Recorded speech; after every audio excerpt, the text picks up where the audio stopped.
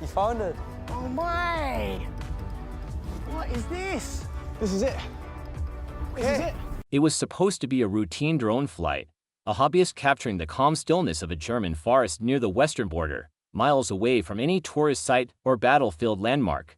He expected trees, maybe some wildlife. Instead, his footage caught something unexpected. At first, it looked like nothing more than a regular shading on the forest floor, but as the drone hovered lower, what emerged from the dense green moss was chilling, a perfect rectangle, too precise to be natural, buried beneath a blanket of earth and time. The shape was unmistakably man-made, with symmetry that betrayed intention and age. Rumors swirled online as the footage went viral. Was it a Cold War bunker, a Nazi hideout, an abandoned storage facility? No one knew for sure. But the whispers grew louder when government vehicles began appearing in the area, and sections of the forest were suddenly cordoned off with temporary fencing. The authorities were tight-lipped. Historians, bloggers, even podcast hosts, including Joe Rogan, began speculating something had been discovered, something big. What they didn't know at the time was that this wasn't a relic from the Cold War. It wasn't even a forgotten Allied outpost. What lay buried under that hillside had been sealed for nearly 80 years, untouched, and looted, and built with chilling precision by Nazi Germany's most secretive engineering corps. And once the first concrete slab was uncovered, the dark truth began to unravel. The map that shouldn't exist *. The first clue came not from a shovel or radar scan, but from an old photograph. In early 2023, a group of military historians and amateur researchers were poring over declassified Allied reconnaissance photos from the final stages of World War II. Most of these images had been reviewed countless times, black and white, aerial snapshots taken by Allied planes sweeping across enemy territory, mapping out German defenses and hidden movement. But one photo stood out. It showed a heavily forested region in western Germany, nestled near the base of a mountain. At first glance, the shadows in the photo seemed unremarkable, maybe erosion, maybe a collapsed trench. But one researcher noticed that the lines weren't random. The angles, the depth of shading, they mirrored the blueprints of a known type of German fortification, the Regelbau bunker. These weren't shadows, they were blueprints hidden in plain sight, camouflaged under decades of vegetation. The Regelbau system was Germany's answer to uniformity and chaos, designed by the Oberkommando der Wehrmacht, the German Armed Forces High Command. These bunkers were standardized military structures with fixed layouts, reinforced concrete, and a chillingly organized purpose. Some housed munitions, others protected anti-tank guns or stored fuel, but a select few were designed as command centers, nerve hubs for military coordination. What made this potential site strange was its location. Regelbau bunkers weren't typically built this far inland or this deeply buried in woodland. Most were concentrated along the Atlantic Wall or integrated into the West Wall, known to the Allies as the Siegfried Line. But this one was isolated, far from any documented combat zone, and well outside the known defense belts. The more the team looked into it, the more suspicious it seemed. Could the photo have captured something forgotten by time, a project so secret? Even post-war records admitted its existence. From drone shot to discovery *. Not long after the old map resurfaced, the amateur drone operator unknowingly changed everything. His footage, captured while hiking through the very region, shown in the aerial photo, aligned perfectly with the 1945 image. The angles matched, the location matched, and the shape, buried beneath layers of moss and dirt, confirmed it. This was no natural formation. Experts were contacted. The footage was geotagged and compared against historic Wehrmacht fortification charts. Military historians who had dedicated their lives to studying German bunkers agreed the structural signature was real. Local authorities were alerted, and within weeks, the area was locked down for official investigation. At first, many assumed it was just another Cold War relic. Germany has thousands of buried shelters, some used by NATO during the Cold War. Many abandoned and collapsed, but ground-penetrating radar told a different story. The scans revealed something massive, a void beneath the forest nearly 100 feet long and at least 30 feet deep. Not a cave, not erosion. A structure, rectangular, methodical, and compartmentalized. Further scans showed multiple levels, crossbeams, and even vertical shafts leading toward the surface, consistent with ventilation ducts. Engineers were stunned. This wasn't an accident, this was construction, and it had been sealed tight for decades. That's when Germany's Office of Cultural Heritage got involved. If this site was wartime in origin, it would be considered a protected historical artifact, potentially even a war grave. No one could touch it without official permits, structural safety checks, and archaeological oversight. For now, access was denied, but then fate intervened in a way no one could have expected, a utility crew's mistake, or destiny. It wasn't historians or archaeologists who breached the site first. It was a utility crew. A regional team had been dispatched to investigate a drainage issue affecting a hiking trail near the same forest. As their backhoe scraped along the forest slope, the bucket struck something hard, unusually hard. The operator tried again, but the machine bounced off. They assumed it was a rock. But when one crew member took a closer look, he noticed a seam, a straight line running along the obstruction, partially exposed by the dig. This wasn't stone, it was reinforced concrete. The team halted work and reported the find. Within 48 hours, the site was again crawling with officials. One of them was Frank Keller, an engineer with experience in restoring historical structures.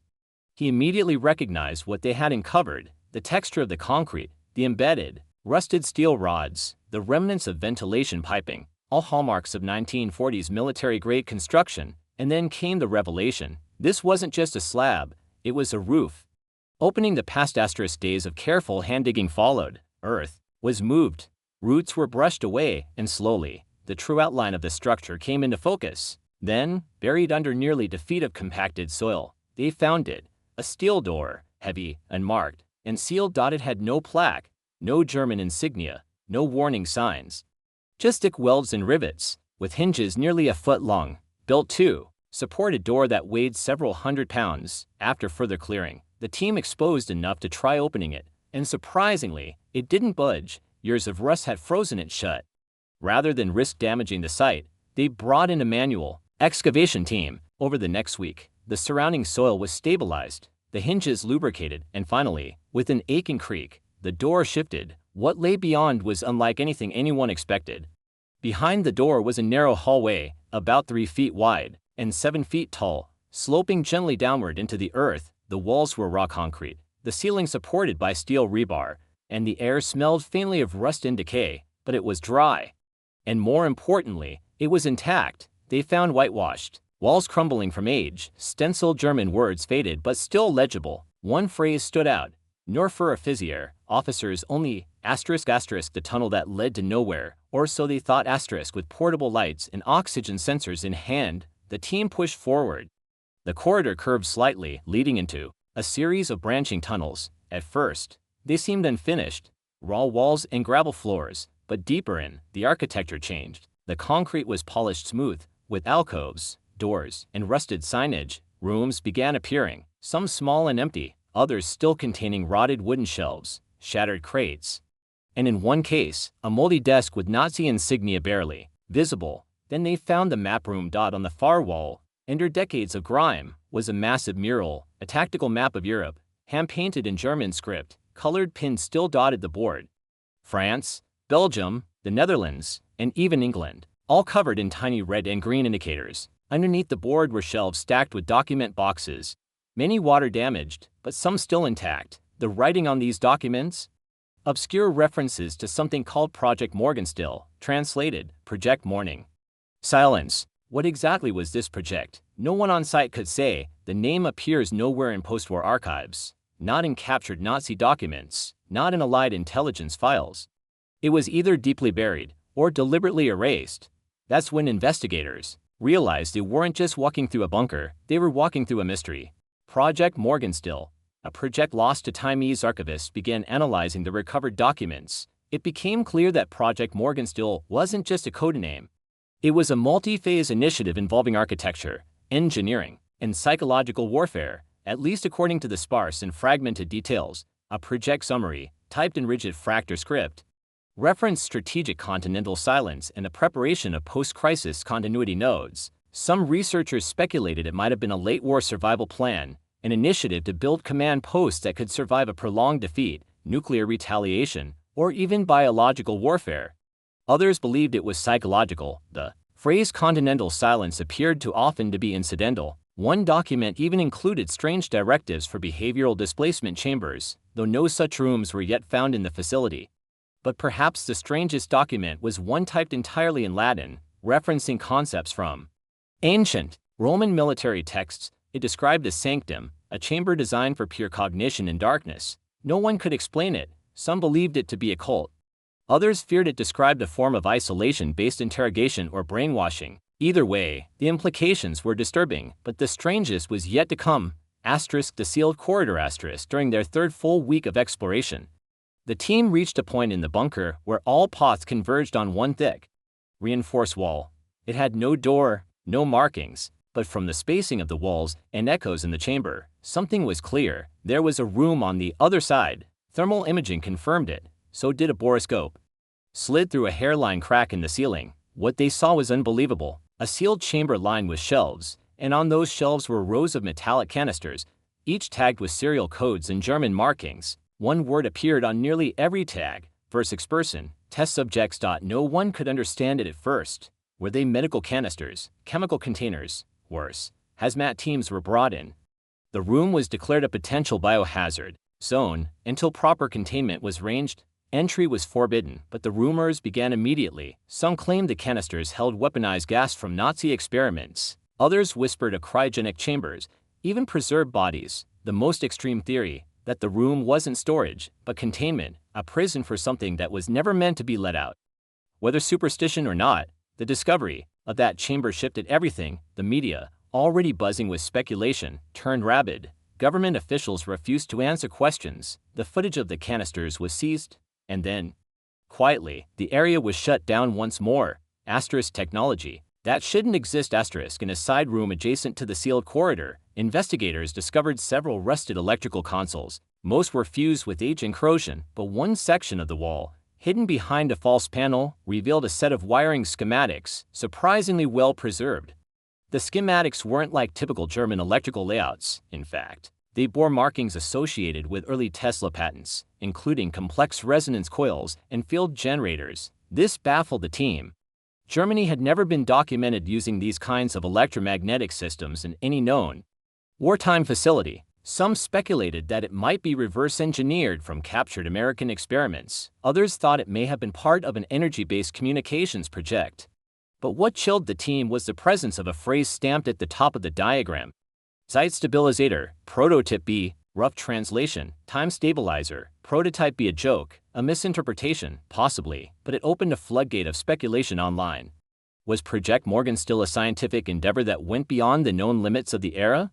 Could the bunker have housed experimentation in fields far beyond conventional war? Whatever the truth, the power conduit suggested that something had once been energized here. And the sealed room might have been the heart of it. The disappearance of the first team. Then came the incident that no one wanted to acknowledge publicly. 2 weeks after the sealed corridor was discovered, a specialized team of contractors, including a structural engineer, a historian, and 2 members of a private archaeological firm, was granted conditional entry beyond the main hall for preliminary measurements. They were supposed to return in 6 hours. They didn't. No radio contact, no GPS ping. The entrance security logs confirmed they never exited the tunnel. Rescue teams were sent in, dozens of them. But what they found was bizarre. The room the team entered was completely undisturbed. No signs of collapse, no struggle, but also no people, no equipment, not even footprints past a certain point, as if the team had vanished mid-stride. The German government issued a vague statement: environmental anomalies and potential structural instability require further review. No cause for concern, but behind closed doors, officials panicked. A moratorium was placed on the site. Independent researchers were banned, and the entrance was resealed. One whisper that emerged from a leaked memo suggested that the team may have activated something. What that meant, no one could say. The theory the government won't confirm. Today, the official status of the site is under review. The coordinates are blacked out on all new maps. No drone footage is allowed in the airspace, and former members of the investigative team have either gone silent or signed strict NDA letters under threat of legal prosecution, but rumors still persist. Some believe the site was a psychological warfare facility, where Nazi scientists experimented with neurological manipulation. Others believe it was the hub of an underground escape plan, a last-ditch effort for Hitler's inner circle to vanish if the war turned. Some fringe theorists go even further, suggesting that Projekt Morgenstille was meant to preserve, not people, but time itself, to create a chamber where something could wait undisturbed for decades. Whatever the truth is, one fact remains: a fully intact Nazi tunnel system, and marked, unrecorded, and sealed for over 8 years, was Discovered by accident, inside were documents that don't exist in any archive, equipment that doesn't match historical records, and a corridor that may never be opened again, and somewhere, deep under that forest. Projekt Morgenstille waits. The silence beneath our feet. What began as an innocuous drone flight led to one of the most stunning rediscoveries in modern European history, a Nazi bunker so secret, it defied even the exhaustive record-keeping of the Third Reich. Hidden beneath a quiet German forest, it remained untouched for nearly 8 decades. Preserved in silence like a tomb of intentions never fully realized. But what makes this find so chilling isn't just its construction, it's the unknown purpose behind it. The absence of documentation, the presence of cryptic plans, the designation of Projekt Morgenstille, a phrase so deliberately poetic and sinister, it almost feels like code for something darker. Was it meant as a last resort command center, a weapons lab, a post-defeat contingency plan? No one can say for sure. Even now, investigations continue. Linguists are decoding partially burned files. Engineers are examining structural diagrams. Archaeologists are cataloging every rusted bolt, every forgotten artifact, but the full truth, it may never emerge completely. Some say the most dangerous secrets of the past are the ones designed never to be found, only delayed. As modern Germany continues to confront and reconcile with its history, this bunker stands as a silent reminder. The shadows of the past never vanish, they merely wait, buried beneath layers of soil, stone, and time.